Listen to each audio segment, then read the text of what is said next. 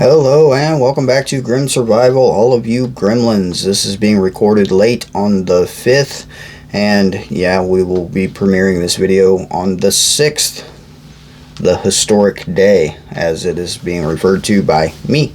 Yeah, I'm referring to it as a historic day because I think it could end up being that way. And this is not really a prepping video, but this is just a reminder video, a reminder to not give in and not give up is the best way to put it.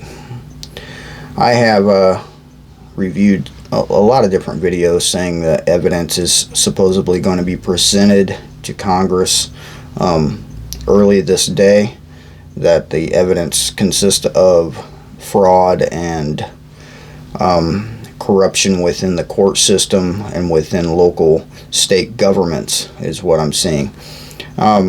I do agree with people that say if they had such things, why didn't they already present it? Well, to that effect, I just like to...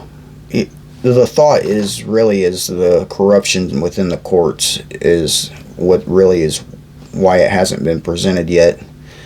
There's a lot of mainstream media headlines that Pence is, going against Trump currently, and one of them is Pence informed Trump that he can't block the win of the other party, and obviously he can't. I mean, obviously nobody can really stop it. If the evidence is presented and looked at thoroughly, and if they really do have the evidence they claim to have, then there's still that slight possibility that it could change. We did see this back in the Bush administration, Bush Jr. actually, where he was said to have lost right up until the moment where he didn't. So yeah, I mean, it's still a possibility. I will give it that. It's still a possibility, but my feelings on it and my thoughts on it are that we're going to see a change of office. That's my feelings and thoughts on it. And obviously, my opinion is it's not a change for the better. I am definitely not a supporter of the possible new administration. I think it's a very bad thing for not only the nation, the United States, but also the world as a whole. But I don't believe that even if the current administration continues to stay where they're at, I don't believe it's going to help much either. I don't think one man can make a difference at this point or at this stage in the game, as it is referred to, because really it is a game. I just don't think that one man can make a difference, no matter who they are. One man, one woman, whatever you want to say. One person alone cannot make a difference. That includes a president, a king, a dictator, whatever. They can't make a real difference. The biggest threat we have right now to the population of not only the United States, but the population of the world is the global economies. The economies all over the world are failing. People are starting to wake up to the fact that money is nothing but a trust system. The governments of the world are just printing it, at will, with no backing whatsoever, which devalues it and makes it worth absolutely nothing. While cryptocurrencies such as Bitcoin are skyrocketing in value. So there is reasons why cryptos are skyrocketing in value, and it's predicted to keep going up. Things like Bitcoin and various other cryptocurrencies are expected to keep going up. These currencies are used on a global basis, a global scale right now, especially Bitcoin being the number one known cryptocurrency. Now, a lot of people do not trust this, and a lot of people think that it's just going to crash when everything else is. But to that, I say that everything else is already crashing while the cryptocurrency is increasing in value. So there might be something to that. There might be a reason to look into cryptocurrencies. And I have done a little bit of research, not nearly enough. I've talked to a few people that know a lot more than I do. And yeah, it's... you could say it's a gamble, but with the value skyrocketing like it is, and it fluctuates, but so does the value of any currency. It fluctuates higher and lower, especially currencies that are just being printed with no backing. Obviously, cryptocurrency really has no backing. Also, they are purchased with the money that we are currently using, which I think time will tell, but personally I think the money we are currently using will not be money for very much longer. I don't think it's going to continue. The World Economic Forum obviously says it won't. They are trying to enact a one world currency. They are trying to do away with the paper money, the coins, and they want everything on a digital scale, such as cryptocurrency already is. And yeah, I don't know very much about this. I really don't, so I can't give too many insights on it. I can just tell you what I see and what I've been told and the feelings I have on the subject. And I think that cryptocurrency is going to be the primary currency. I think so. And the United States is already talking about enacting a digital dollar per se, not really a crypto, but a digital dollar. And why not? Why shouldn't they? They're already printing paper money like it's just, paper. They're printing it just like it's paper. Like you can print something on your own printer. They print as much of it as they possibly can, and they use it for whatever they want. The national debt is just unbelievable. It's unbelievable. Even the concept of how much money that is unbelievable. And who do they owe that money to? Who actually, has a controlling interest in that debt and wants to be paid back? Now, debt is owed to various corporations that are owned by various countries, as far as I understand. And basically, it's owed to a lot of different people. It's never going to be paid. A lot of people say that our children and grandchildren and great-grandchildren, depending on who you are, will be trying to pay this back for their lifetime. And I'm telling you now, that's not even possible. 100 generations from now, it's not possible. It's never going to be paid. To look at it from a mathematical standpoint, run the numbers versus the population, and even with population increase, look at the decrease in value of the money that you're currently putting into it, and then look at basically how much unemployment we are already seeing, how many jobs are being replaced by automation. And that we've been seeing this for the last, 30 years. Automation has just taken over, and it's killed so many jobs. Small businesses really don't stand a chance in today's economy, and increasing the difficulties for them are the lockdown restrictions and the restrictions that governments are placing on these small businesses, saying they are not essential and they should not be opened because of people afraid of getting sick for something that has a 99% survival rate. So they are basically purposely killing the economy to enact their great reset, where they will reset all the economies of the world, is the gist of it, basically, is from what I understand. And they will do away with national debts. And that doesn't mean they're going to do away with personal debts. You will still have whatever debt you've accumulated, and you will still have to pay it some way or another, whether it be with a new digital dollar or whatever means they enact. They will do it because that's what they want. And there's various conspiracies and thoughts on why they want to do it. And yeah, from my point of view, it's just for tracking purposes. It's for the purposes that, the money's not worth anything. It's only a trust system. Money is a trust system. And basically it's built on faith. The people, or belief even, that you believe that it has value, and that's the only reason you can purchase things with it, because they believe it has value as well. So I've been saying this for several years now. My channel's not that old, but I've been saying it anyway for several years, that buy food with the paper you have while you still can, because food has more value than money. Food. A lot of people will say precious metals, gold, silver, etc. But I'm telling you, the biggest thing that you can invest in right now is food. because at some point they're going to try to control that more than they already are. I mean, if you look into tactics, if you look into how to control a population, you start by controlling their food. You do. If you control the food, then you control the population, because we cannot survive without it. And that's just a fact. It really is. It's a fact. If, let's just say I have 10 employees under me, for an analogy here. I have 10 employees under me, and I, am paying them in food, and they're not working hard enough, so I start taking away food. Do you think they're going to work harder? Probably not. But let's just say if you don't do your job, you don't eat. So what do? What decision do you make in that situation? If you don't do your job, you don't eat. And even if you hate your job, don't like your job, you don't eat.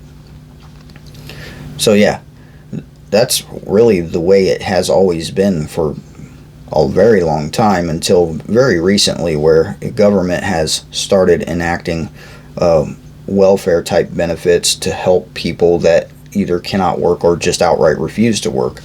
I mean, there are a lot of those that they just refuse.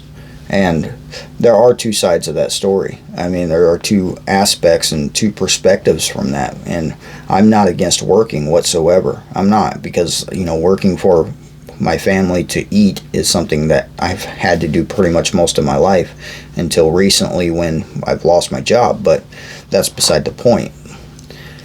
But just look at it from, a dictator type of standpoint, that if I make people dependent on welfare type systems, I give them an allotment of food every month. This is how much you can have, and this is what you have to do for it. Now, welfare type situations, they do still have to do certain things to receive the food. They still have to go to, I don't really know what it is. I have received SNAP benefits a very long time ago. I'm talking 10, 12 years ago, when I was working a $12 an hour job and had 3 kids, but that's just not the point.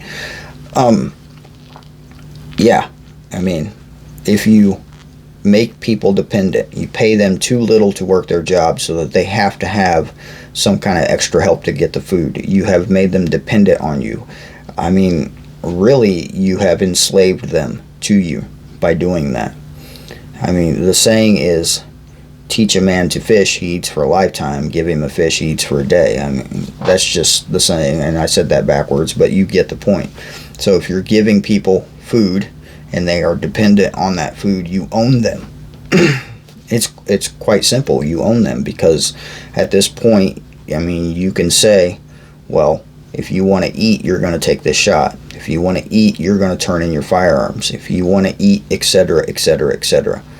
And a lot of people will do it because they will. They just will. They are more concerned with feeding themselves and feeding their children than what they have. And most of us are like that. Most of us just are. And I can tell you the downsides of that. I can tell you, that's a bad mindset to have. But who am I to say that? I'm nobody. I don't matter in the grand scheme of things whatsoever. But yeah, that's just the way it is now. And that's the way it's been for quite a long time. And it just keeps getting worse. So, frankly, I think we are all SOL at this point. Look up that acronym if you want to. SOL. I think we all are. That's my personal thoughts and feelings on it. I think that the more the economy fails, the more the food prices go up, the more the government is going to give us our allotment of food for the month and give us what we have to survive, all while taking away all the freedoms that we have left. So this is, a grim topic, but this is a reminder to everyone. Don't give in and don't give up. When they come and say, if you want to eat, you have to do this, tell them no. But what if my kids get really hungry? Grow food. Produce food. Learn how to collect wild food. Not everyone in this country or on this planet has that knowledge or the skill to do so. In fact, the vast majority of people do not have that knowledge or skill. The vast majority. But then you find yourself in a situation where they come and destroy your food that you are producing, because that is likely to happen. That has happened throughout history. If medieval times, if a village wouldn't cooperate, they just came and destroyed their food supply. Then what did they do? They were dependent on the kingdom then to get food. So therefore the kingdom owned them and enslaved them. And that's really the ultimate goal, from what I can tell. That's the ultimate goal of the real powers, the real people who control things, not the puppets they put in front of you that they call a president and make you think you elected them. Obviously, from what we've seen this past December and November, November, that elections mean absolutely nothing. It's just a show. It's just a show and a distraction. It's nothing more than a sports game. That's all it is. It's something you watch on your TV, you see on your computer, or whatever device you're using, and it's there to distract you from the real things that are happening. The real things that are happening are obviously economic collapse, and that's what we are seeing. Now, a lot of people have been preparing for economic collapse and are in much better places than everyone else, but they know that. They do. They know that. And they have the ability and the power to take it all away from all of us. So what do we do? What do we do? That is a question I'd like an answer to, because I don't know. I really don't know what to do about it. Now, I've seen the rude comments on my channel here as of late of people calling us all keyboard warriors. Yeah, you know who you are. Yeah, get a life. Really. What are you then? If I'm a keyboard warrior, why you're sitting there with nothing better to do with your life than type that on my channel? Yeah, what are you? Anyway, do we stand up now? Do we leave our comfort zones? Go march somewhere? Put ourselves at risk? Put our families at risk? Is that what it's time to do now? I'd like to know where we start. There's a lot of talk about what's going on in DC. It has started several days ago, actually. And if you've seen the videos or the pictures, and yeah, if you've seen them, you know there's at least 1 million people. At least 1 million people there. And the majority of these people are on one side. The majority of them are. And I'm talking the right side, if you want to call it out in a right to left type of scenario. And they are armed. They are. They've been told they're not supposed to be, but that didn't stop them. It really didn't. It wouldn't stop me either, just to be honest with you, it wouldn't. One news article that was posted a while ago, a day ago, by the time you're watching this, is the leader of the Proud Boys is ordered to stay away from DC after he was arrested. I'm sure he has somebody else that he can put in charge while he was detained. But at what point do we stop this blind obedience because somebody in a uniform or somebody who sits in an office all day tells you you have to do something? At what point do we stop it and just say, I'm done? And I've asked this question before. I still haven't gotten an answer because nobody seems to have one. I don't really expect anyone to have one, to be honest with you, but nobody seems to have one. So what do we do? Sit back and just watch it happen and keep taking more and more while they keep taking more and more and just keep giving more and more and letting them have it so that we can all be comfortable, warm, safe, and eat, right? Because it's all we really have is ourselves. So, yeah, grim video, I know. But just keep stacking it to the rafters. Remember that No matter how much food you have stored, it will not last forever. At some point, even those of us who have a decent supply are going to have to make a choice. Even those of us who have, homesteads and grow our own and produce our own are going to have to make a choice, because you're not going to be able to stay on a homestead and keep producing food off the grid forever. They know where you are. They know that. I mean, you bought the property, you still pay taxes on the property. They have records of all of this. They know where you are. We cannot hide. We cannot just sit here and hide. We can't. Even those of us on the homesteads who have, the ability to produce enough food to sustain themselves, you will not be able to hide. You already can't. They have technology, they have satellites, they have records. They can see what you're doing inside of your house with the windows closed. I have seen this. This is not a conspiracy. This is actual technology that they have. They can see what you're doing inside your house with a satellite. I mean, yeah, they really can. Anyway, I'm going to stop rambling now. This is one of those kind of videos. I know. It just is. And I would like to thank the Angry Prepper for being on my channel last night. It was a good chat. We had probably about another hour-long private chat after the video, which was very enlightening. He is supporting the Bug Out Network and gave me some great ideas. And I will probably be enacting some of those very shortly. I think this network is something that we're all going to need. I think we are all going to need this for various reasons.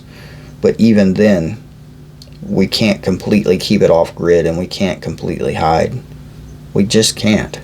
At some point, we have to stop, turn around, and make a stand. And those are my thoughts and opinions on this whole matter. It's not going to get better. But anyway, I really am going to stop rambling. Thank you for all the support. Thank you for watching. I'll see you next time.